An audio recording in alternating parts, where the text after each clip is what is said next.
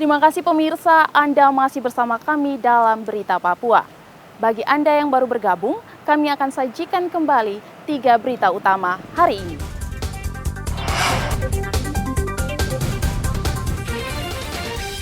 Diduga akibat genset meledak, 11 kios dan rumah di Kabupaten Duga terbakar. Bawa 49 paket narkoba seorang pemuda diringkus di Bandara Timika. Ratusan sopir truk di Sorong berunjuk rasa minta Pemkot jamin ketersediaan stok Pertalite dan solar.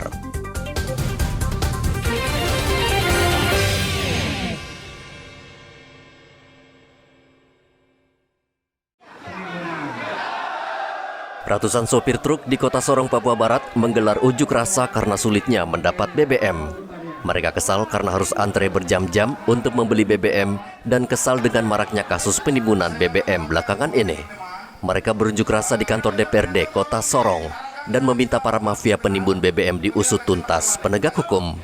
Sopir truk juga meminta Pemkot menjamin ketersediaan stok Pertalite dan solar sehingga mereka tidak terus-menerus antre. Antrean itu kan punya tujuannya cepat mendahului sesuai dengan antrean. Saya yang duluan antre, parkir berarti nanti antrean saya giliran berarti dia yang antre. Ternyata ada yang dari depan berlawanan, ada yang dari samping. Nah, yang baru tadi datang langsung lewat depan. Penting ada bayaran. Jadi saya merasa kita melakukan penampakan yang benar saja, yang duluan-duluan, yang belakang-belakang saja. Kalau kita istilahnya kita menyerobot begitu, saya pastikan bahwa teman-teman lain termasuk saya juga bisa. Tetapi bukan itu jalan solusinya.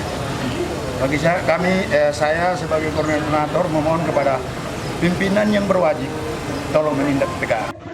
Manajer Pertamina Sorong Imade Sanjaya mengatakan ada oknum di SPBU yang sengaja memalsukan barcode untuk mendapatkan BBM, sehingga pelaku bisa membeli BBM beberapa kali dan menimbulkan antrean panjang. Jadi dari Pertamina sendiri terkait dengan antrian, kita sudah melakukan sebenarnya program subsidi tepat ini. Namun di sini ada kebocoran, di mana misalkan kita menginput nopol yang harusnya cuma 1 kali mengisi, yang boleh mengisi, itu di sana dia melakukan pemalsuan seperti menyediakan 3 nopol sendiri.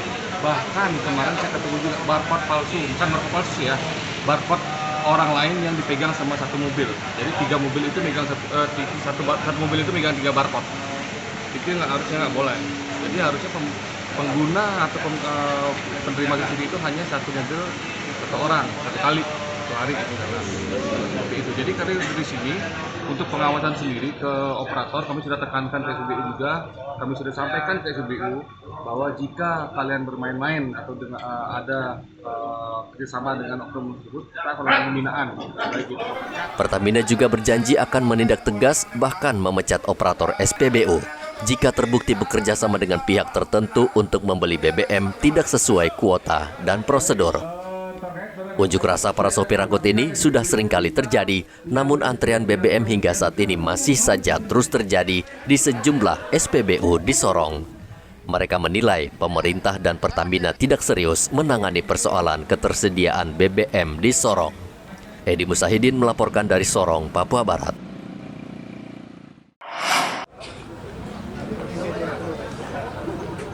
Polres Sorong Kota berhasil membongkar sindikat pencurian sepeda motor yang melibatkan 12 tersangka. 12 pelaku diringkus polisi di berbagai lokasi dalam kurun waktu 2 pekan. Polisi juga menyita 39 motor yang disimpan pelaku di berbagai lokasi. Wakapolres Sorong Kota Kompol James Tegai mengatakan pihaknya akan terus bekerja keras membasmi komplotan pencuri motor yang meresahkan warga. 12 tersangka dijerat pasal pencurian dan terancam hukuman 12 tahun penjara. Topan melaporkan dari Sorong, Papua Barat.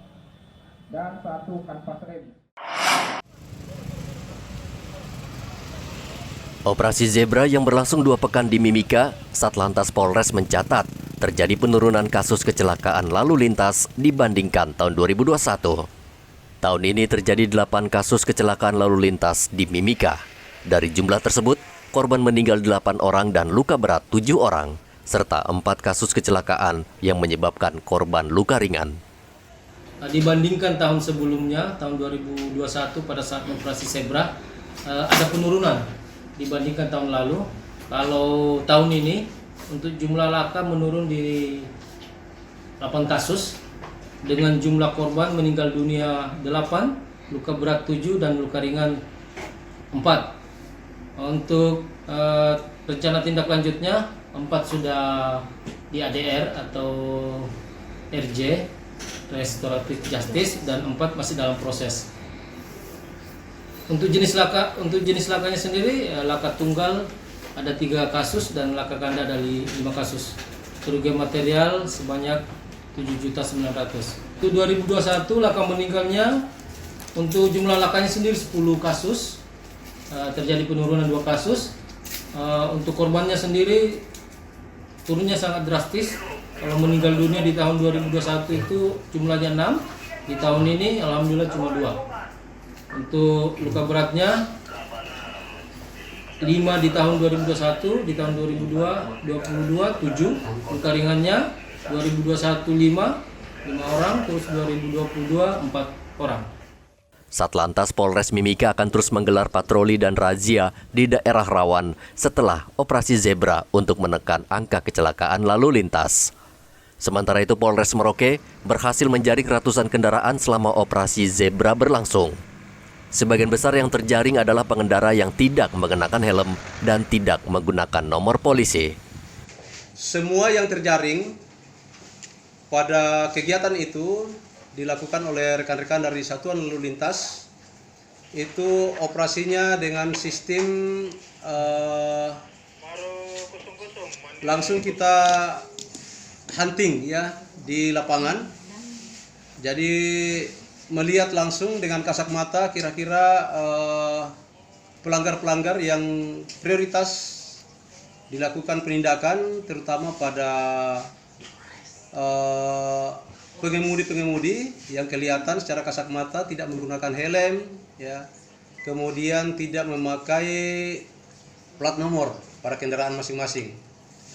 Nah, itu yang diprioritaskan kemarin, sehingga dapat terjaring sebanyak 186 orang yang kena tilang, dan juga yang mendapat teguran itu sebanyak 335 pengemudi. Ya. Dalam kegiatan operasi itu sempat juga ditemui ada laka lantas, ya, sebanyak 10 kejadian. Kesadaran warga berlalu lintas di Merauke dan Mimika masih sangat rendah, khususnya bagi para pengguna sepeda motor.